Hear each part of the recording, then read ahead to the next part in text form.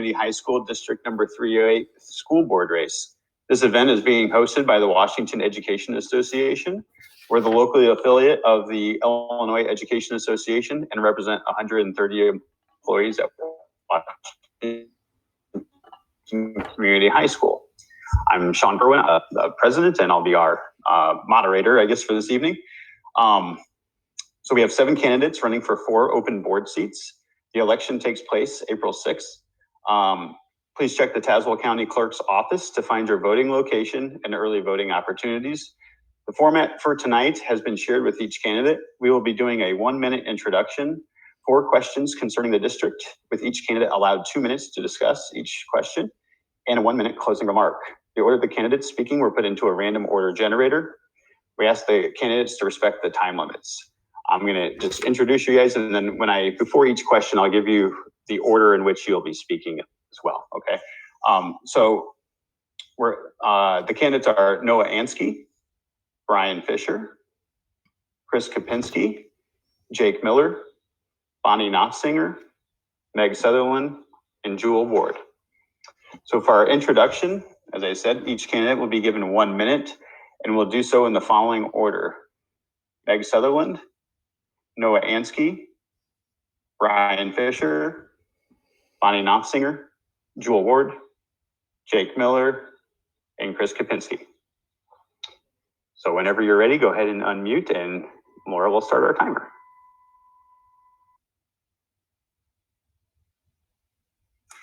Hi, my name is Meg Sutherland, and this is the first time I'm running for a position on the Washington Community High School Board. And over the last several months, as I've been preparing for this, I've had to piece together pretty much a resume of the last 25 years of my adult life.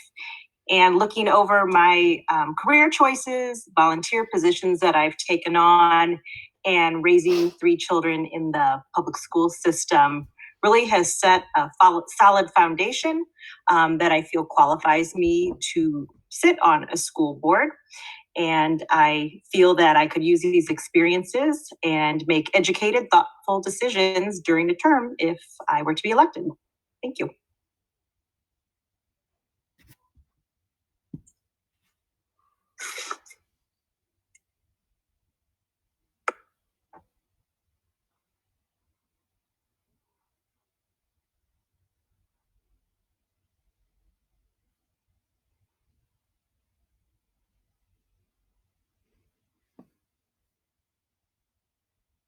I just did that to myself. I said, thank you, Meg, and I was muted. So sorry about that. Thank you, Meg. So Noah Ansky, you're up next. My apologies.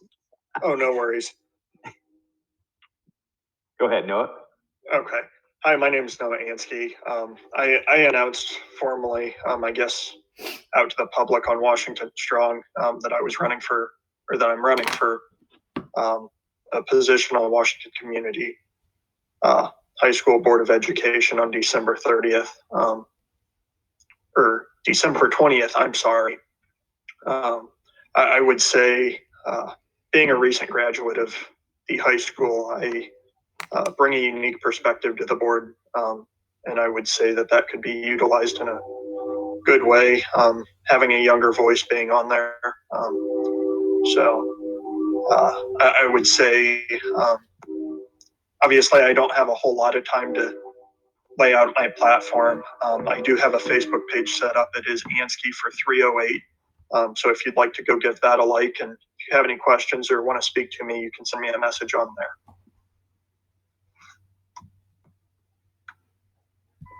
All right, thank you, Noah. Brian Fisher. All right, thank you, Sean. My name is Brian Fisher. I'd like to thank the WEA for hosting this event. My wife, Jackie, and I have lived on North Main Street for 19 years. We have 2 children. One graduated from the high school last year, and the other graduates this year. I have a bachelor's degree from the University of Illinois Urbana-Champaign and a master's from the University of Chicago. I began teaching in the 90s with the United States Peace Corps in the former Soviet Union for 2 years. I taught high school English in the Chicago suburbs in Central Illinois. I currently teach composition at ICC. As for leadership experience, I'm currently the vice president of the high school's Board of Education.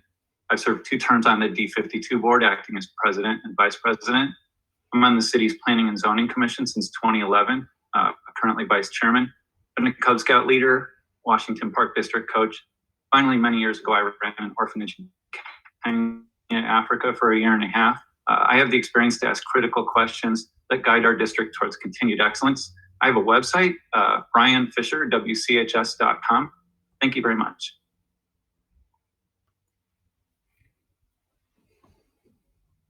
I'm going to be the most guilty person doing that tonight. Thank you, Brian. Bonnie Knopfsinger. Good evening. I am not actually related to Knopfsinger Road, but it was named for my husband's great-grandfather. 4 generations of my family have graduated from WCHS. My late father-in-law, my husband Jim, our children Steve, Pam, and Terry, and 2 grandchildren. Education is in my DNA. My grandma was a teacher. My father was a superintendent of schools. I taught elementary school for 34 years, and yes, I do speak in simple sentences. I have also supervised Bradley student education teachers. And prior to the pandemic, I co-facilitated and presented Time Travels and Trunks, which brought half-hour history lessons to Washington students. And now I'm an incumbent at WCHS board member asking for re-election. Thank you. Thank you, Bonnie. It's Jewel Ward. Hello, I'd first like to thank the WEA for providing the Zoom meeting tonight for us candidates that are going to be elected for the school board in April 6th. A bit of background about myself. I've lived in Washington for 32 years. My husband, Brad, is a proud alumni at WCHS where he participated in football and wrestling. His roots can be traced back 5 generations, and his mother, Arlene Ward, was the first woman elected to the Tazewell County Board. I am proud to live in Washington, and we are have our son, Jackson, who is a junior at WCHS. I've been elected for 2 terms and serving on the WCHS board, and I have focused on academics, accountability, and planning. I now have the unique ability to mentor fellow board members, sharing my knowledge and experience. A skilled leader helps the leaders of the future, and I like sharing my knowledge and expertise. I am a consensus builder, and I work well with a diversity of opinions. I believe that I can make a huge contribution to the WCH board. I look forward to our discussion tonight. Thank you. Thank you, Jewel. Jake Miller. Hi, I'm Jake Miller. Thank you, Sean and WEA, for hosting this tonight. I graduated Washington High School in 2015, where I was captain of the football team my senior year, and I played baseball as well. I run a business here in town with my dad, a welding shop pretty close to the high school. I look forward to being able to do this tonight, and just the opportunity to work well with other board members in the future and do what's best for the school and the students, especially building their foundations for them to be able to succeed in whatever future endeavors they might undertake. Thank you, Jake. Yep. And Chris Kopinski. Hi, my name is Chris Kopinski. Thank you, Sean and WEA, for hosting these sessions. My wife, Chris, and I have lived in Washington for about 10 years. We have 5 kids, with 1 a sophomore in college all the way down 6th grade. We have 2 currently at the high school. We have had the opportunity to travel, and so I bring a unique experience to the board because I've been involved, or I've had kids in public school, private school, homeschooling, international schools, in multiple states as well as internationally in Belgium. So I bring a different perspective. I've seen the impact schools can have on kids. The youngest son was adopted from China, and without knowing any of the language at age 6, essentially just welcomed in him and just helped him learn English very well. I have a ton of experiences with Caterpillar as well as volunteering with coaching and leading youth. My kids had tremendous support as we transitioned from homeschool to WCHS, and was a great return. And I just want to return that favor to everyone. Thank you. Thank you, Chris. All right. Thank you, everybody. So we'll now get into our first questions.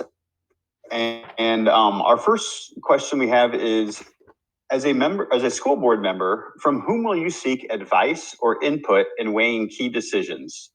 And I can repeat that for each person. I can let you guys think on that for a second too. But as a school board member, from whom will you seek advice or input in weighing key decisions? And you'll have 2 minutes to answer this question. The order for this question is first Noah Ansky, second will be Jewel Ward, third will be Bonnie Knopfsinger, fourth will be Brian Fisher, fifth will be Jake Miller, sixth will be Chris Kopinski, and seventh will be Meg Sutherland. And I'll repeat the question again just to give you a little time to wrap your head around it. But as a school board member, from whom will you seek advice or input in weighing key decisions? So Noah, you are first. I would say, most importantly, anybody on this board or any elected position, you're not elected by your own standing. You're elected by taxpayers and people that you represent.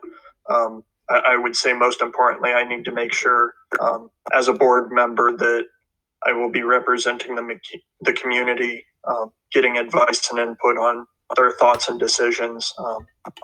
And then also I would say I don't have any experience being on a school board, obviously, since I did just graduate last year. I would say seeking advice from current school board members that will remain on the board until 2023. I would say seeking their advice and input.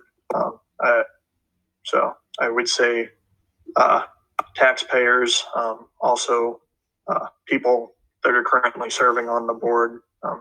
I would also say parents also or teachers also have a big impact on decisions that are made. So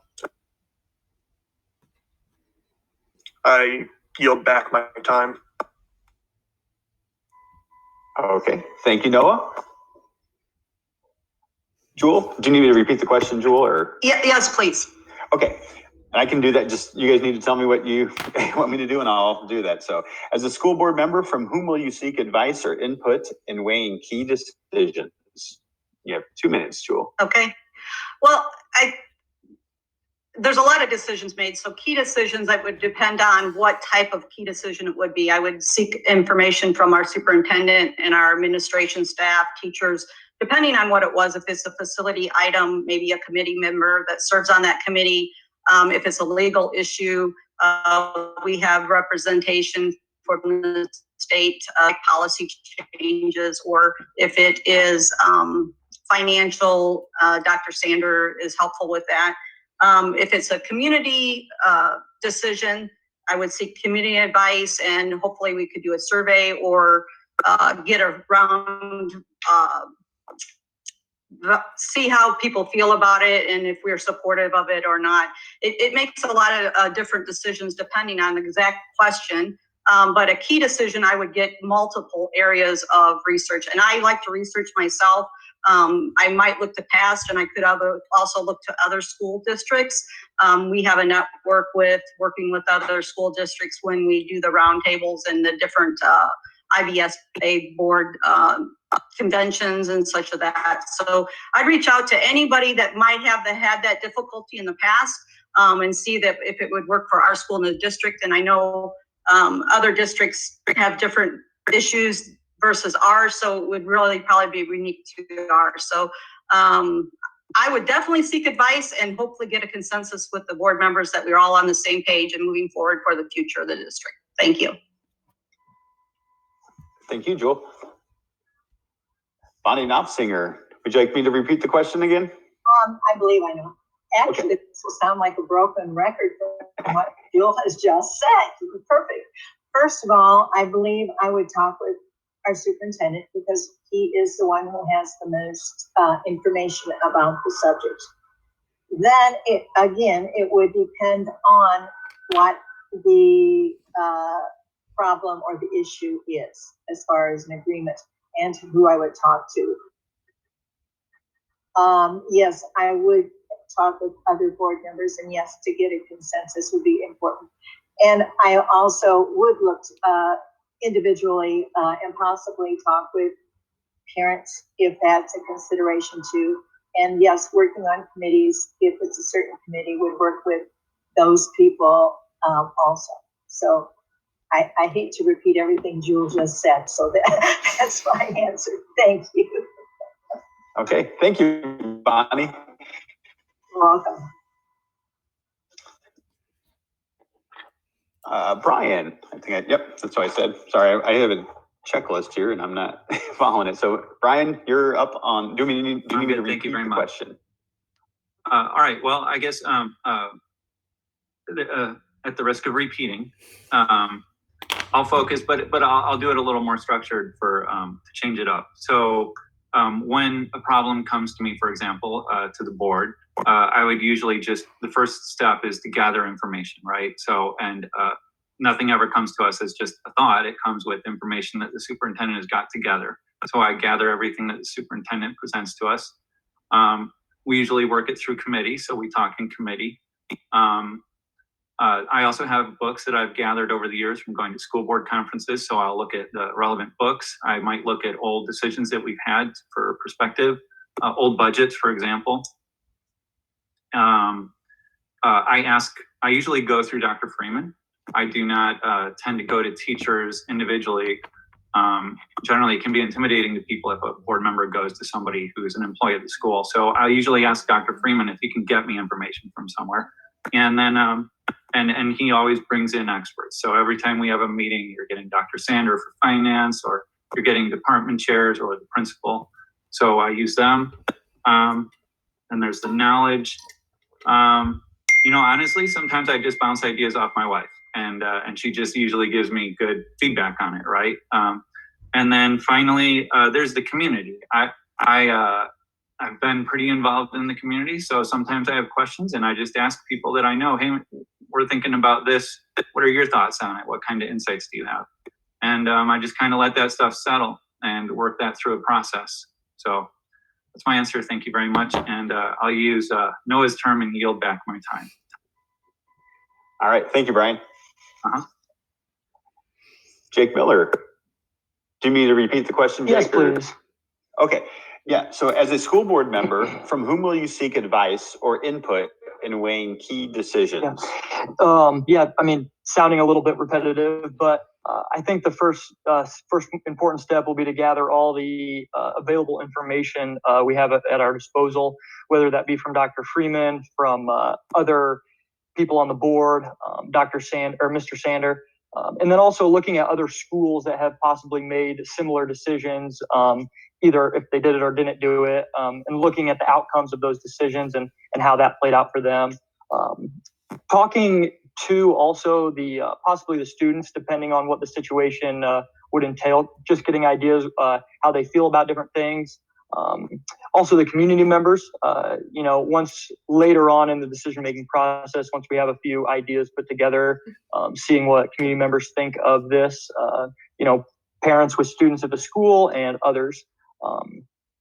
And yeah, but ultimately, you know, other board members, just trying to come to a consensus and all agreeing and just trying to communicate well through that decision-making process.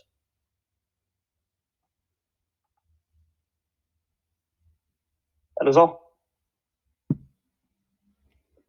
You did it again, Sean. I know, I'm stuck. We have a remote learning day tomorrow. I'm going to be in trouble if I can't unmute myself. So, okay, Chris, you're up on the question. Do you want me to repeat the question, Chris? No, thank you. No, okay. So when I think about this, I'm picking it up into two segments. First, the advice. I think being new to the board, being new to a school board setting, I definitely need to look at some of the experienced folks Dr. Sander, Dr. Freeman to kind of help me kind of like, where do I need to go? What do I need to do? When it starts coming to the decision and the input on these key decisions, I definitely want to reach out to those who are going to be impacted. And work with Dr. Freeman to try to, can we pull in some students? Can we pull in some teachers that are going to be impacted by this? Do we pull in, if it's something with the facilities team, do we pull in somebody from the facilities team and more work within the committees to help us to be able to do that? And then taking that, if it impacts parents and students, we need to make sure that both the students and the parents make sure they understand what's going on. And then of course, reaching out to the community, helping us to understand what their sense is of what's going on in the situation and what we want to do, and make sure that we're looking at ways that we can make the best decisions, not just for the high school, but also for the community, because altogether, both sides will be very successful. So that's my answer. So I'll give back my time to you. Okay, thank you, Chris. Didn't mute myself at that time, so. All right, Meg, you're up. And you have, you want me to repeat the question, or are you good? No, I'm pretty good. Okay. I look at a school board a lot like a school in itself as a faculty and staff. School board's made up of a lot of diverse people, hopefully, that have a lot of different backgrounds, experiences, kids in school, kids out of school, and right there to work together as a group to bounce ideas off of and get advice from those who have a lot of experience, or just to give some fresh ideas is a great starting point when making some decisions and looking for advice. Something that I've come across is the IASB offers quite a bit of professional development, and it's, as a school board member, you can model continuous learning experiences by taking more professional development. It seems like you have the opportunity to do some webinars and meet with others, discuss things, and maybe bring that back to the board when coming up with some new ideas or plans or things that the school is trying to progress and add to it. Along with, obviously, as mentioned, our current administrators and Dr. Freeman and so forth. That seems to be a great start base, getting some research, maybe some professional development that's given to us as we learn this process of serving as a school board member. And, we have a great community. That was what drew my family to Washington. And I think we really can utilize the community in many different circumstances that are brought to us for ideas and decisions that need to be made. Okay. Thank you, Meg. All right, our next question, and I think maybe I'll ask Laura maybe to give everybody like a minute after I read this first question to give you guys a chance to kind of think on it. So if that's probably fair. So the next question is, as we emerge from the pandemic in these uncertain times, what are your top priorities moving forward?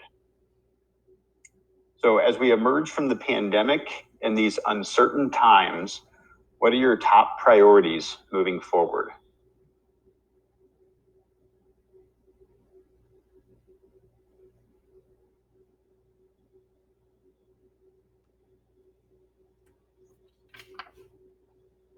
Sean, you want to tell them the order of speakers?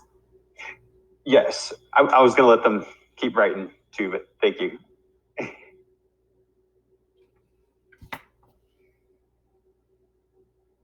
The orders for this question are going to be Meg Sutherland is going to be first, Bonnie Knopfsinger will be second, Jewel Ward will be third, Chris Kopinski will be fourth, Noah Ansky will be fifth, Jake Miller will be sixth, and Brian Fisher will be seventh.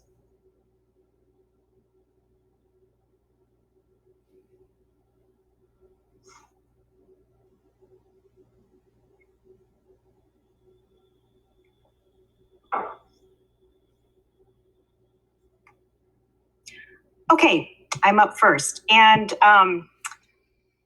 the candidates received a list of questions from Palmer, from the school newspaper, The Advocate.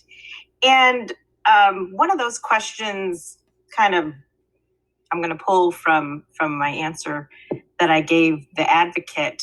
As I've been attending school board meetings during this pandemic, or even a curriculum meeting, watching things, something keeps coming up, and that is that this school year could be viewed as a tremendous learning experience for school districts in general, specifically ours.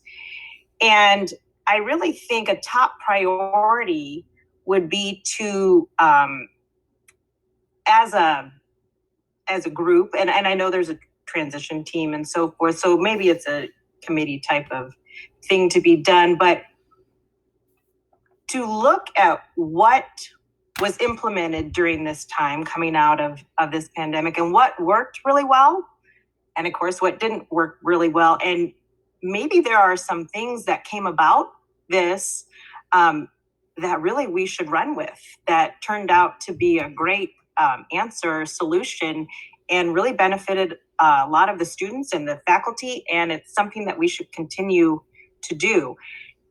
Not being current board member or not being in the committees and the transition committee and so forth, I'm not privy to all of the information that they may have. It's just something that keeps being said is, this has been a great, a big learning experience as a board and as a school district. So I'd like to progress and see what worked really well, that could maybe continue on and benefit our school of what we had to dream up during this pandemic. Okay, thank you, Meg. Bonnie, you're up next. Do you want me to repeat it, or are you? No, thank you. Okay. Actually, I feel that we need to continue with our hybrid plans and for the rest of this year, even though the pandemic is lessening, thank goodness. My main concern would be students who need remediation. And yes, we're finding that those are a lot of the students who have done at-home learning. And possibly they chose that way of learning so they didn't have to really concentrate or be in a classroom. Some of those students may have difficulty graduating, so we really need to look at them. For example, to have summer school available for them so they could graduate possibly a semester late, but still could graduate. And I do think that, yes, when a student is taught taught at home, but is at home and would like at-home learning, it is very, very valuable, especially if the student has family members who possibly are apt to become ill and something like that. So yes, I think that at-home learning or lessons is valuable in one respect for those students, but in another respect, it depends on the student themselves. Are they really at home to learn, or are they at home to goof off? So that's my main concern, the remediation of students. So thank you. Thank you, Bonnie.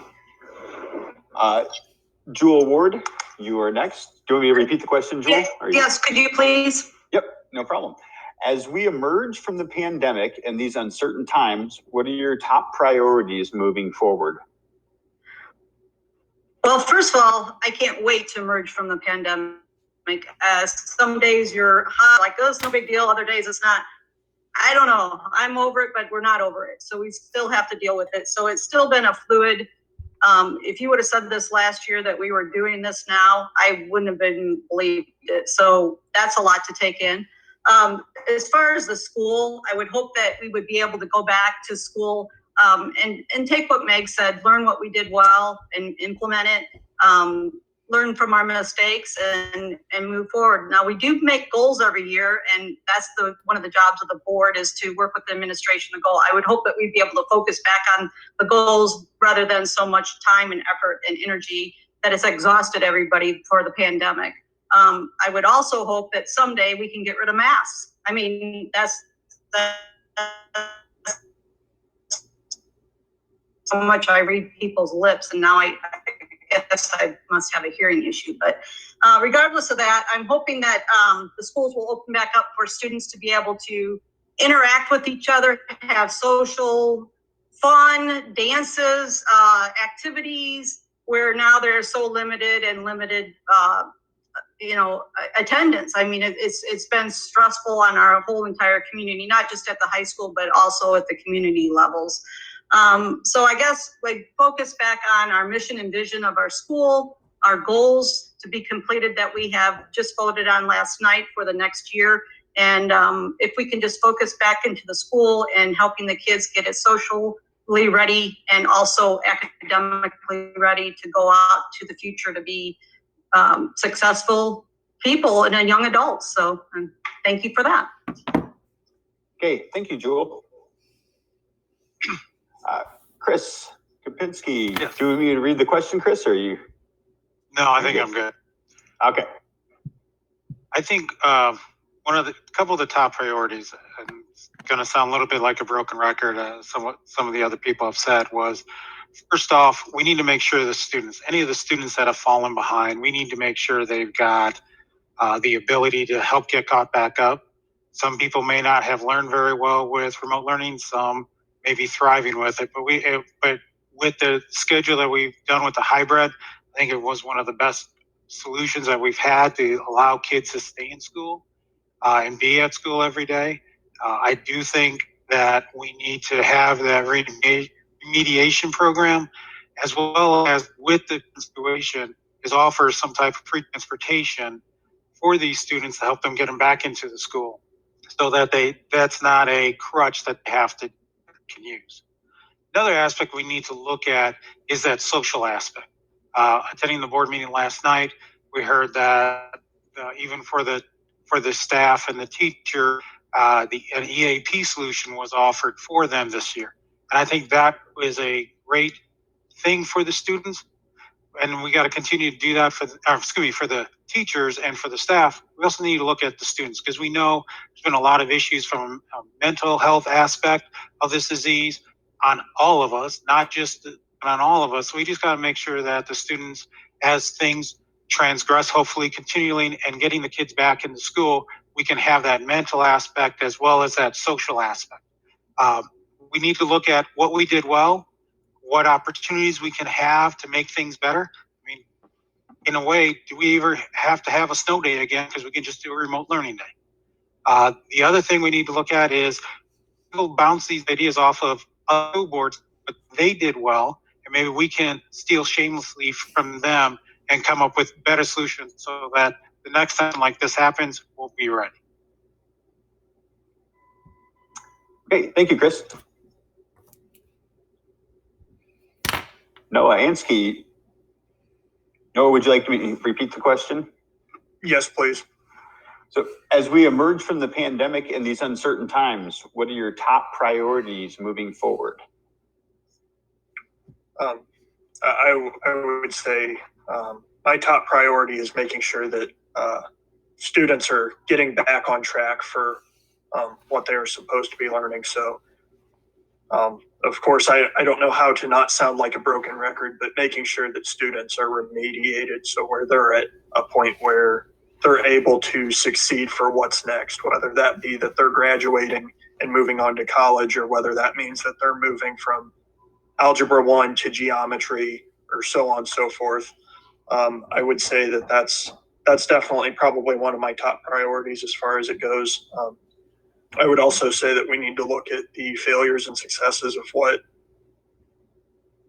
this system, I guess, like the changes that have happened in this past year, what worked, what didn't, what can we make sure that we continue or improve upon. But I would say definitely making sure that students have met what they're supposed to as far as learning expectations to move on. I would say as far as decision making goes, as far as like, I would say if there's any changes as far as changing schedule or anything, I would say that parents need to be involved, and I would also say that staff of the high school and students need to be involved in that decision, because I would say that it is owed to everybody involved to have a say in what occurs. Thank you. Thank you, Noah. Jake Miller. Jake, do you need me to repeat the question? No, I'm all right, I think. Okay, all right. I think like everyone's echoing, the top priority is getting the kids caught back up, whether that be academically, socially, if they're struggling with mental health issues, anything like that, making sure they have the support and the resources there to handle that, get them back into the normal groove of things, and just try and bring back some normalcy. I know this year's freshman class has never had a normal year of high school, so they might not know exactly what it looks like, but just try and get them in a groove. Also getting the sports and extracurricular activities back to normal so that kids have that routine and that schedule, something to look forward to other than going home and doing more remote learning. I think it's really important for the student athletes and students in the band and students doing other extracurriculars to have that to look forward to. Gives them a little extra push to want to do well in school and with their academics. I think that might get overlooked sometimes, but I think that's a very important aspect of it. Also looking at what we did well and what other schools did well, and implementing that and looking forward, and even brainstorming further. All right, what were we thinking about implementing? Let's, if we do have an opportunity for a snow day, let's maybe try something new. Since we've had all this time to test what we've been doing currently that's been working, let's maybe try something new to see if that could be a possibility for the future in case anything like this ever were to unfortunately happen again. So yeah, that's my say. Okay, thank you, Jake. And Brian Fisher. Brian, do you need me to read the question again? No, thank you, Sean. Okay. All right.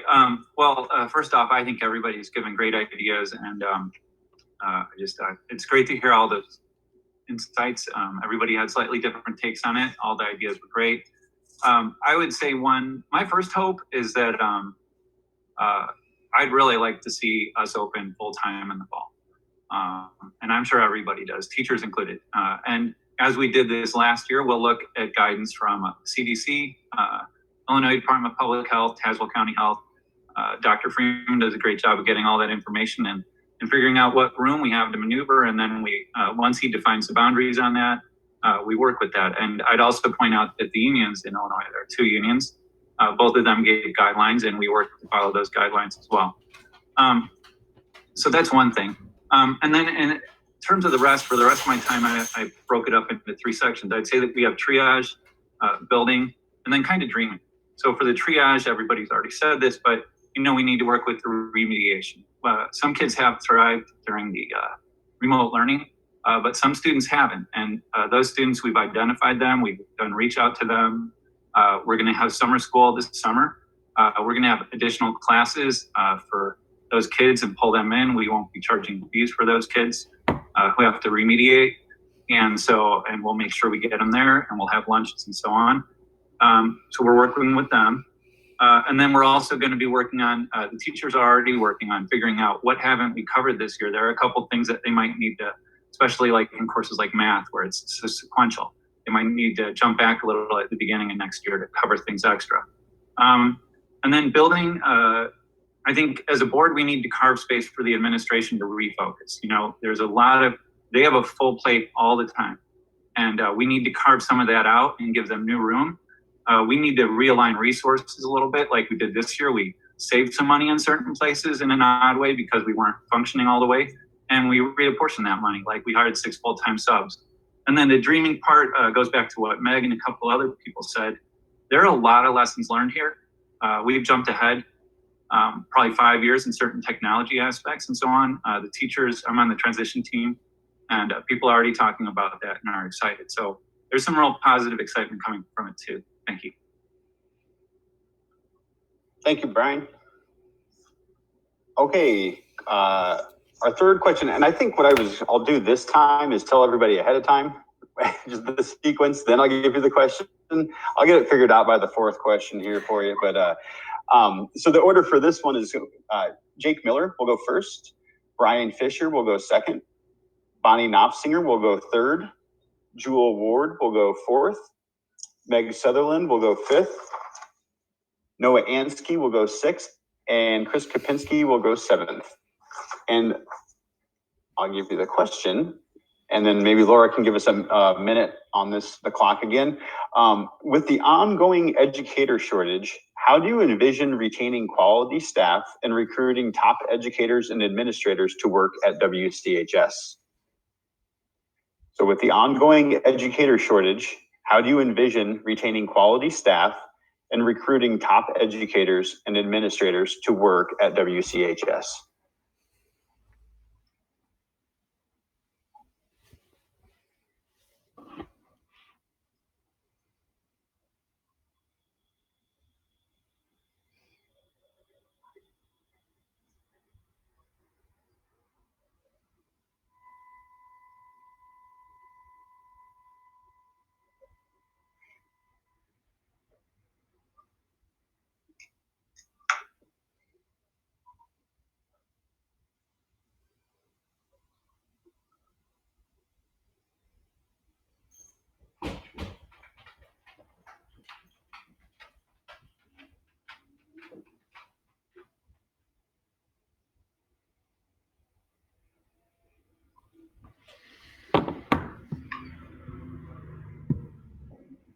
Okay. Okay.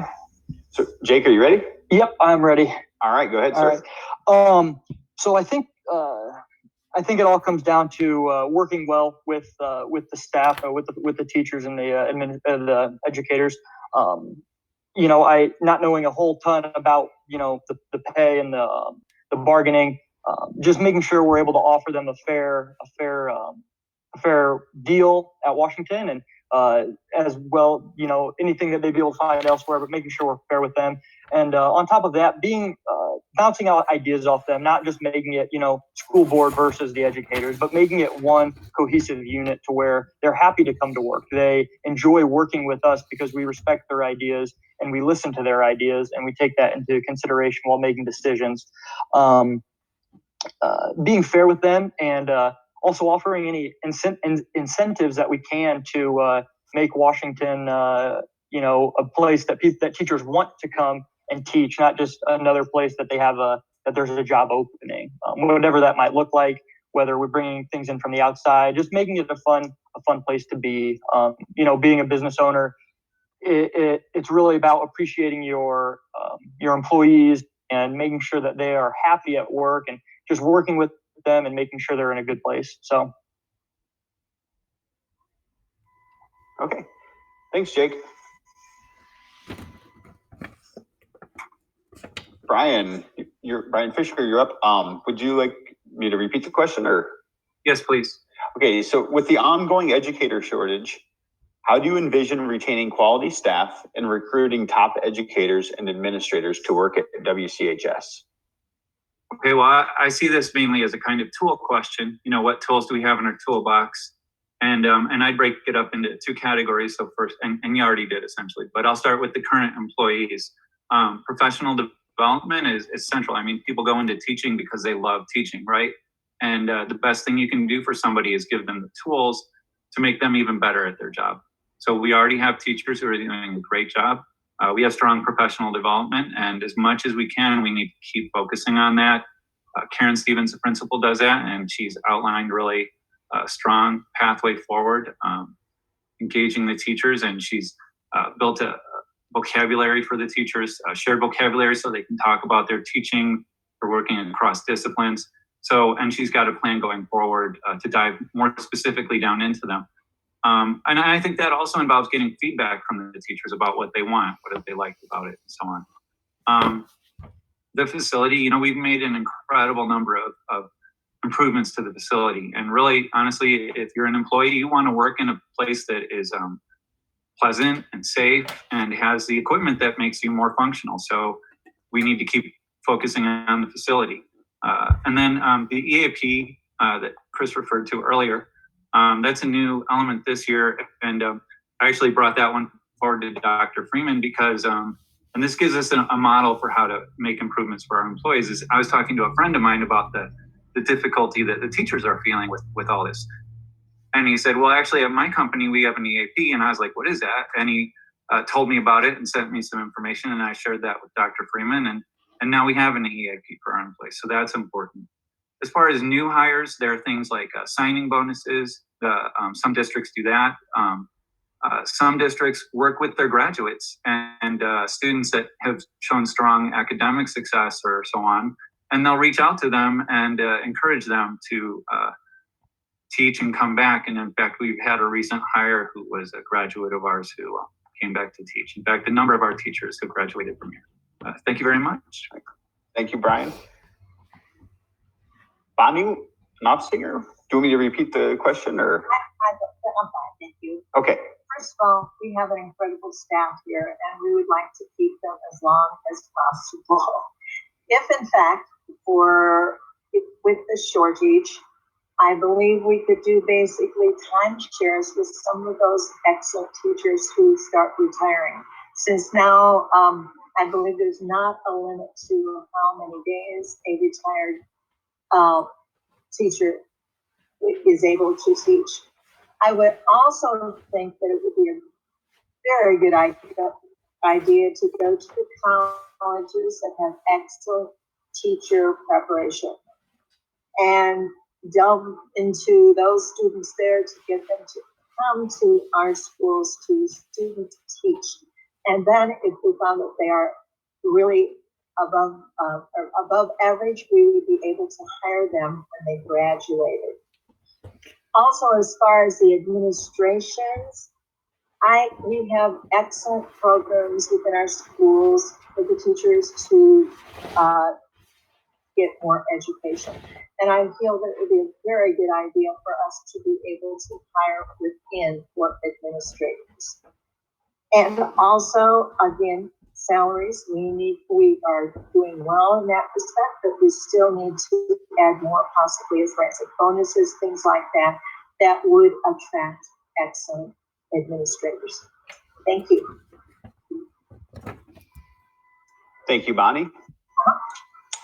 Could you repeat the question, please, Mr. Kerwin? No problem. So with the ongoing educator shortage, how do you envision retaining quality staff and recruiting top educators and administrators to work at WCHS?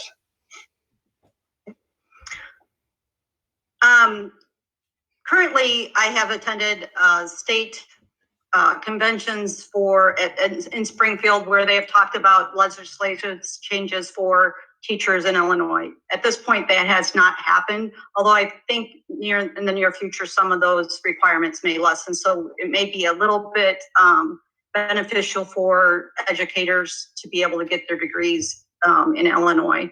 I know we're not transferred through other states, and that's another possibility that's been spoke at the state level is that the teachers' requirements in other states are not currently transferred to here.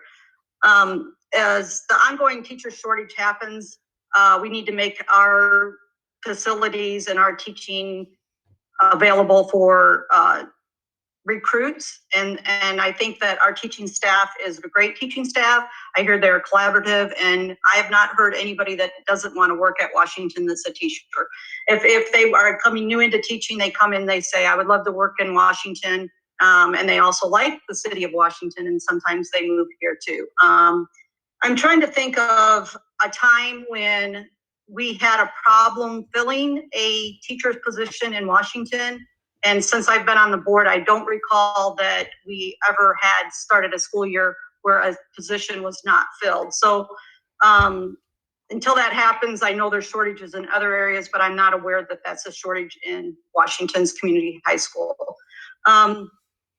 I guess just to make the teachers, request to the teachers, if the board can fulfill them or the administration can fulfill them to make their job easier to teach our students, I'd be all for listening to any of those ideas and how they can be implemented. But hopefully more people will want to go into teaching, because the ones that do are fabulous for our students, and that is their profession. And anybody that says that goes into teaching says that they do that because of their love of teaching. Thank you.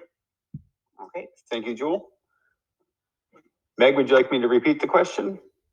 No, that's okay. Okay.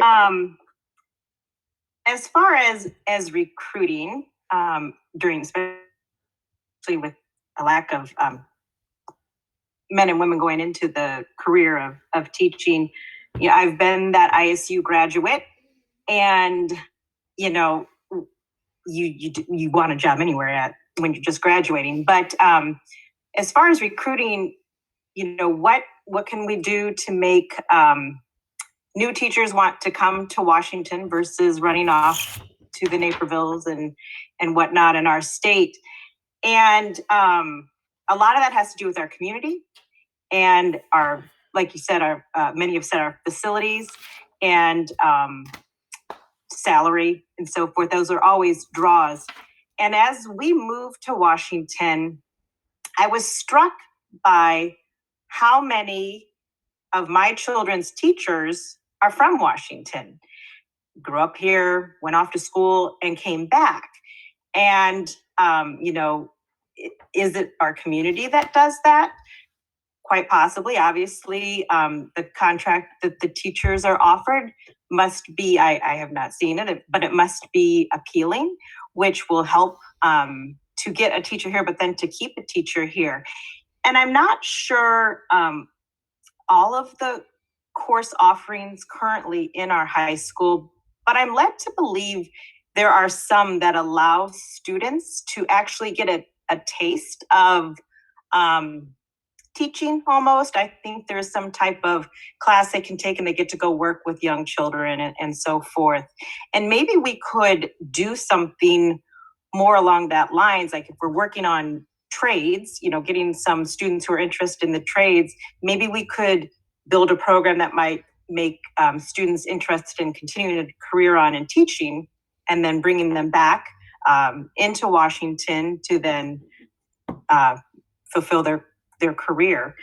We also have fabulous teachers, and a mentor program, if we don't have it already in place, might allow for new teachers to be mentored by some senior ones and continue to build a strong staff with strong teachers and keep them here. Thanks. Okay, thank you, Meg. Noah, you're up. Do you need the question read or? Yes, please. Okay, so with the ongoing educator shortage, how do you envision retaining quality staff and recruiting top educators and administrators to work at WCHS? I would say making sure that the teachers are satisfied with their position, their pay, the benefits. I would say making sure that that's a priority. Our high school has great teachers, and I think making sure that they're taken care of will in turn make sure that our students are being taken care of and taught well. So I would say definitely making sure that there's a relationship as far as with the board and current teachers to make sure that they're satisfied with where they're at with their employment. And then I would also say making sure that the district is reaching out to new teachers looking for employment. I would say keeping along the lines with, I guess, being competitive as far as making it so where Washington is continuously a place where teachers want to be and teachers want to go to teach. So I would say making sure that teachers are taken care of and that their contracts are good for them and beneficial for the district. And I would say that that's probably going to be the best way to retain and attract teachers. So I yield back my time. Thank you. All right. Thank you, Noah. And Chris, do you need me to repeat the question? No, thank you. I think I'm Okay. good. So kind of thinking about this, I think we've all kind of said the same thing. Our vision with WCHS, the premier job location for teachers and for staff in Central Illinois and truthfully in all of Illinois. And how do we get there? How do we, well, pay benefits with the EAP, with a health spending account, some of the things that I talked about last night. Those are all different options to help kind of enhance that pay package. And that's something between the bargaining that can be done. But there's other ways, other aspects, some of those intrinsic benefits that we could give our teacher. And that just not only enhances what the teachers have, but what the students have as well. So if you think about it, if we can give them the best technology, how do we shade our technology from potentially different schools? Both just the physical side, do we have the best Chromebooks? How do we enhance all these different products that we have, both the software side as well as the hardware side? You got the facilities, and then I'm going to jump a little bit more into teamwork. How do we how do we engage with the teachers and with the staff to help them? Kind of like what Brian said about professional development. How do we work with them to, especially those that kind of have that, hey, I want to be an administrator. Can we give them projects? When I was working at Caterpillar, when I started, I got that opportunity to work on some projects to kind of cut my teeth and kind of learn the process of how to run projects. And I think for teachers that have that, to give them that ability to run projects, to learn and have mentors to help them to be able to do that is a way we can help expand that and keep teachers in Washington. Another way to help grow the number of teachers and recruit is linked to key colleges within the area, maybe a broader, to actually get student teachers and then kind of develop a pipeline from those colleges to Washington Community High School to help them get that connection, have that real easy link to find that job. And then that way we get the best teachers. All right. Thank you, Chris. All right. And so our final question of the evening, and then we'll have a closing remark after that. The order for this is number 1 will be Brian Fisher. Number 2 will be Chris Kopinski. Number 3 will be Meg Sutherland. Number 4 will be Jewel Ward. Number 5 will be Bonnie Knopfinger. Number 6 will be Jake Miller. And number 7 will be Noah Ansky. And the question 4 is, what issues do you believe WCHS needs to address to best serve our students? What issues do you believe WCHS needs to address to best serve our students?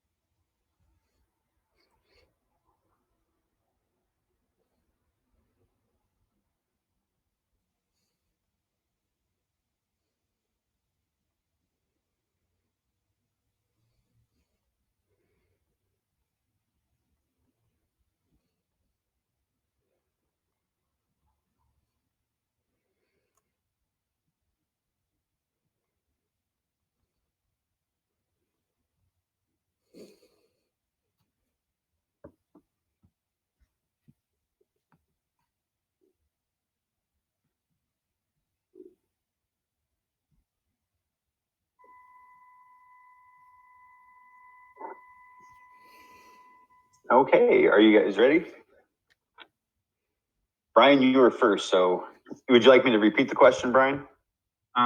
Sure. It'll buy me a little time to think. Okay. What issues do you believe WCHS needs to address to best serve our students? Okay. I mean, in a way, this is a hard one because I feel like we've been working on this a lot over the last 4 years. At the same time, I recognize we can make some improvements. And briefly, I'm just going to say, obviously, the one of them is just remediating COVID, but I'm not going to go into that. We've already covered it, but honestly, we got to cover that. Also, another area is the shop type classes. About 20 or 30 years ago, shop classes got pretty expensive, and we thought we were going to become the service economy, right? And we're all going to work in stores or offices. But it turns out we need people who can work with their hands, and oftentimes those jobs pay as well or better than office jobs. So we need to rebuild our shop program. It's very expensive to do that, the equipment and so on. So what works is creating relationships with other institutions. For example, maybe even other high schools. I think East Peoria or Metamora has a really strong auto program, for example. Maybe we could do a co-op like we do in sports. ICC has all kinds of incredible programs. We already send our dual type credit. Well, we send nursing kids through ICC. We send lots of other programs. Early college start. We could use their programs at ICC to help our shop kids. They can do regular classes in the morning and then send them over to ICC for certification programs. You get out of a welding program at ICC and you can make $17 an hour starting out of high school. And then I'm also really interested in database decisions. So a lot of school districts, we just have an incredible amount of data in our society now. And I'm not saying we have to test our kids a ton, but our teachers are already doing all kinds of assessments with our students at the beginning of the year, end of the year to see how they're doing. And I would like to see the school move more towards using data to dive into what we're doing well and where we can improve. And that would tie into professional development as well. So that's something that I'd like to see over the next 4 years, for example. Thank you very much. Thank you, Brian. Chris, do you want me to repeat the question or? No, I think I'm good. So I think I'm going to break this out kind of in 3 different areas: the academic side, the social side, and extracurricular activities. So on the academic side, like Brian said, remediation is key this year, especially with COVID. But if we look into the advanced placement dual credit classes, how do we continue to expand that for students? I think that's a great program. I mean, when I was there, I had when I was at school, I had 2 potential AP classes. And now these kids have AP classes as soon as they're almost walk into the door, which is great. How do we continue to expand that to make it truthfully cheaper for them to go to college? Like Ryan said, the trades, having that trade exposure. Knowing Jake, I mean, I know where Jake works with Miller Welding. Is there a way that we could use him and use other businesses within the area to potentially give them these trade experiences and exposures to see if this is something they want to do? On the social side, I think one of the ways we can help them is all these kids are going to interview either for a job, could be a job at McDonald's or another local restaurant. It could be for a scholar school. How do we help? Can we partner with businesses around the area and do mock interviews to kind of give kids training? We need to continue to help them advocate for themselves. And on the social side is we really want them to have that high school experiences. Like we talked, the freshmen have not experienced what truly high school is. We want to give them that ability. For extracurricular activities, IHSA is starting to get activities back after COVID, which is great, which is really good. But we've got all these clubs from the game club and these other clubs that are being done very differently, if even happening at school. How do we get them back into that thing for those kids who aren't in all these IHSA rated activities, band, all those? It's something else to give them that opportunity, and then continue to work with other school districts to see what they're offering to see if we can bring those in or partner with them. Okay, thank you, Chris. Meg, do you need the question repeated or are you good? Sure, go ahead. Okay, what issues do you believe WCHS needs to address to best serve our students? Okay, I don't know. I know of a survey that went out to students yesterday because I had 2 children take it, but I often wonder how often students and teachers are surveyed to see what they wish our school offered them, what might be missing or what's really good. Those are just some things that could come out of the survey. And as Brian mentioned, we do have a lot of data on hand. And are we following through with accountability on that data to see if what we're offering course-wise is meeting the needs to get these kids ready for life after graduation? I know every student has to take OTT, typically their freshman year. And something I'm wondering as I see my own kids going through, are we building in, and maybe they do, I haven't seen the full curriculum for that class.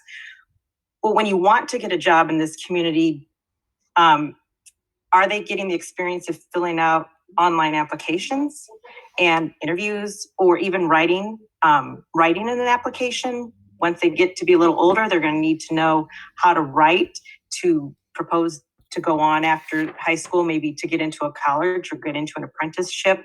So are we meeting those needs of how to do life skills, essentially, that are important in today's students? The trades, I see a lot of things out in the community, kids kind of groping for what to do after graduation, and a lot want to go into the trades and they're looking for apprenticeships. Maybe we could establish with some businesses within the community of pre-apprenticeships before their senior year. That would allow them hands-on experience, and some more for those students who are interested in military. I know Dr. Sanders is very influential with helping those kids, but maybe there's some other things we need to be offering for kids who are looking to go the military route after graduation. Okay, thank you, Meg. Jewel, would you like me to read the question? Yes, please. Okay.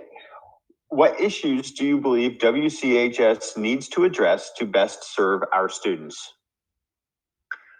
Well, first and foremost, we're at the school for our students. And as the students grow from a freshman to a sophomore in age, they should be having the experience of leadership and growing up and maturing. And I know our teachers do a fabulous job mentoring.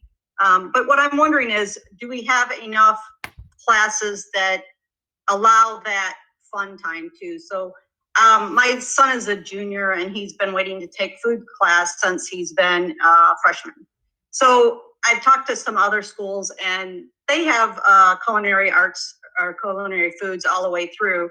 If that's a issue that some kids would like to be in there, could we address maybe having more food classes if that's what the students want? I don't know.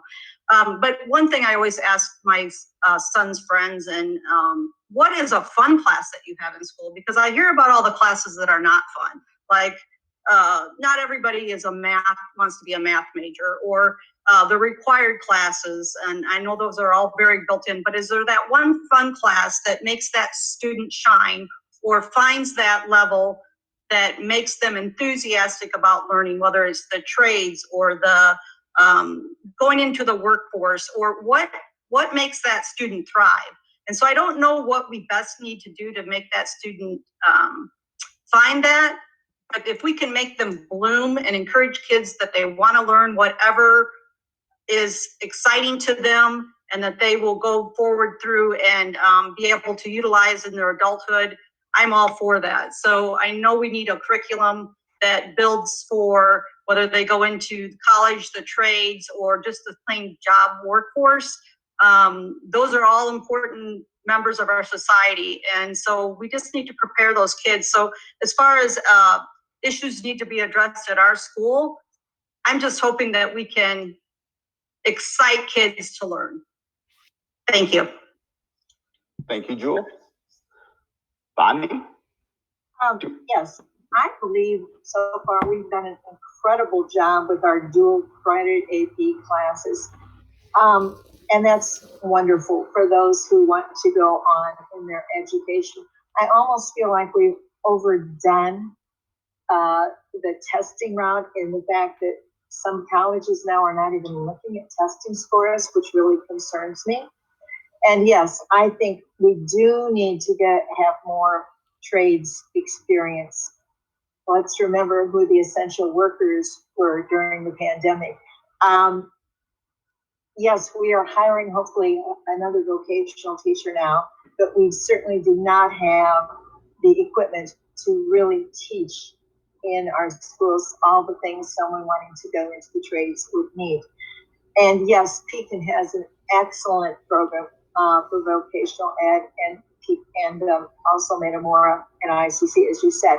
What I would like to see would be the instructor letting students shadow for a certain amount of time so they can see what trade they might really enjoy going into. I think that would be very, very beneficial.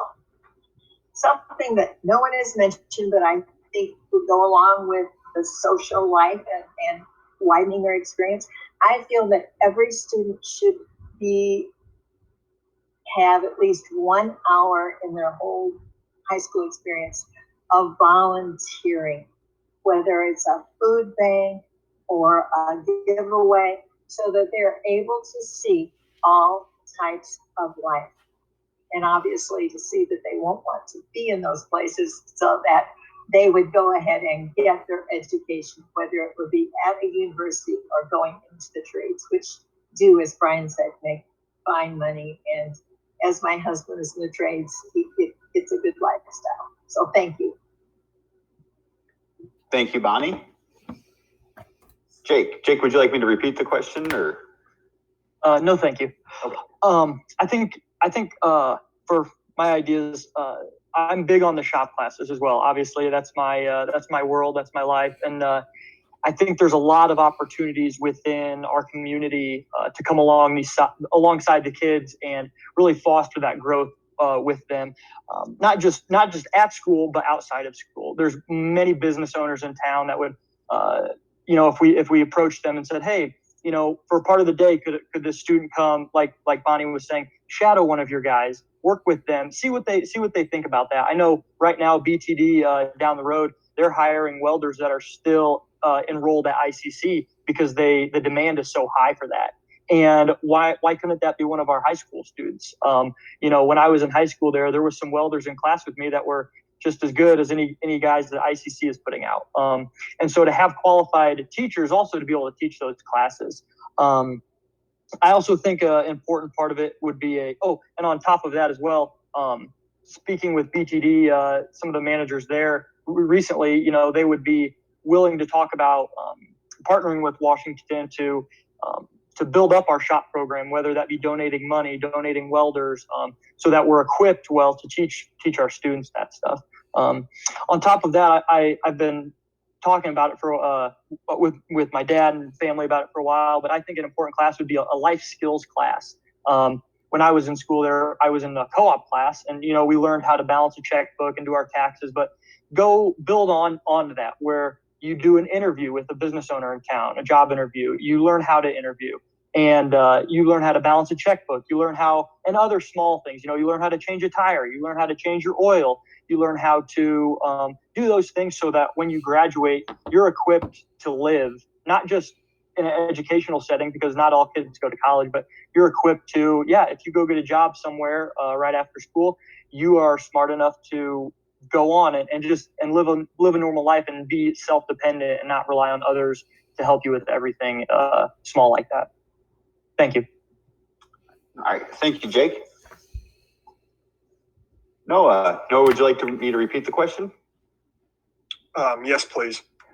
Okay, so the question was, what issues do you believe WCHS needs to address to best serve our students? I would say making sure that the education is benefiting the students. I would say I agree with Jake. I believe that there should be a life skills class to make sure that students are prepared for whatever they're doing outside of school. I also would say definitely expanding dual credit classes. I graduated last year. I took 2 dual credit classes my senior year, and I would say they are very beneficial. The benefits as far as time savings when you jump into freshman year, not having to take some of those classes, very good. Also the cost benefit. They were a lot cheaper taking them at WCHS than what they would have been taking them at a school, whether that be ICC or a state school.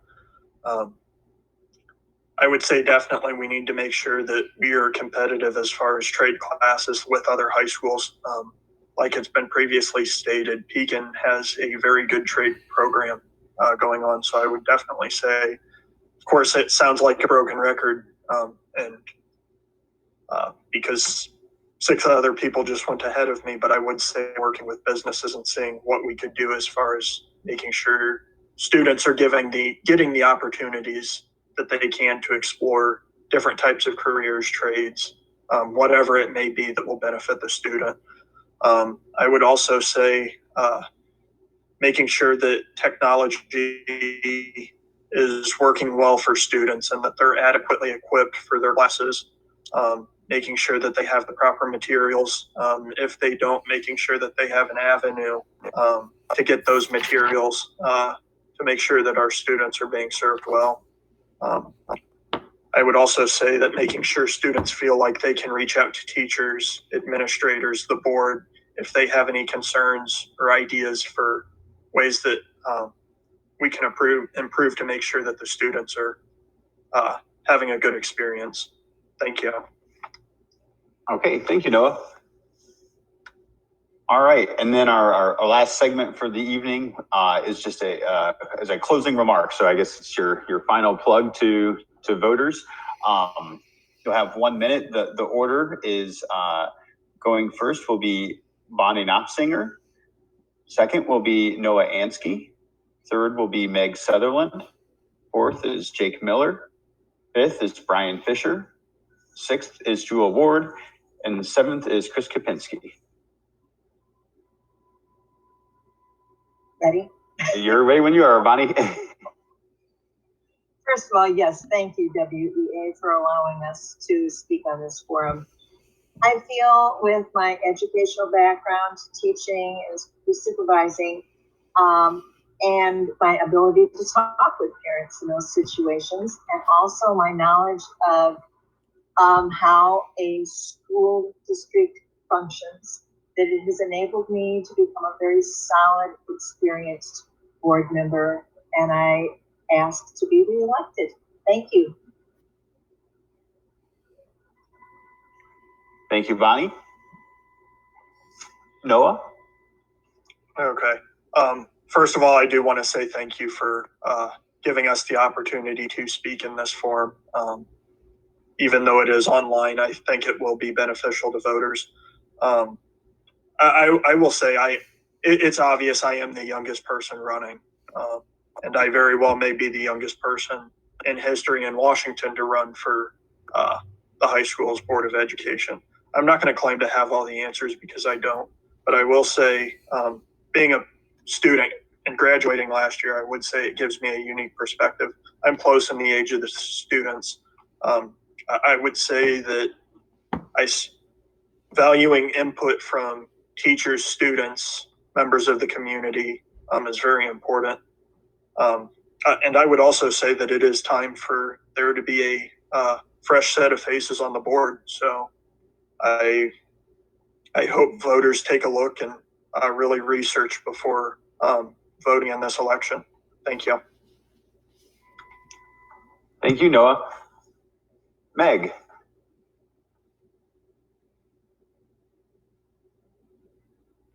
You'd think I'd have it by the last. I didn't know how to unmute myself. Thanks for putting this together tonight. I know it takes a lot of people to orchestrate this and to get computers to all jive and so forth. So thank you.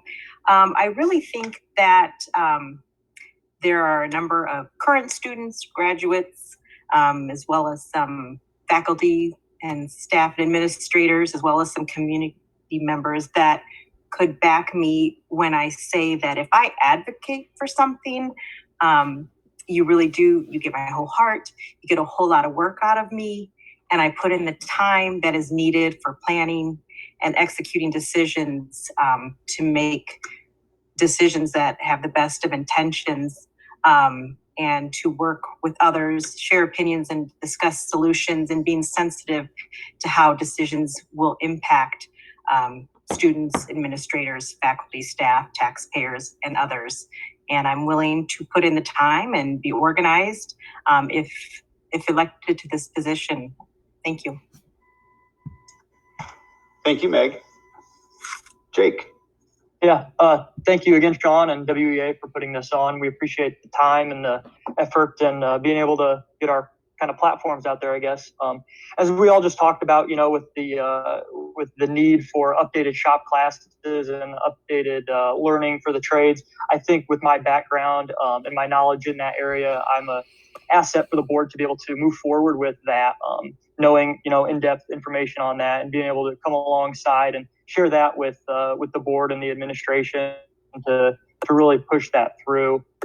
Also, I'm, you know, looking forward to working well with others and hearing what everybody has to say. And I feel like I can do that well. And if you ask, you know, coaches that I had and people I've worked with in the community, they say, you know, I'd be a good fit for this. And hope you guys take that in consideration and hope for your vote. Thank you.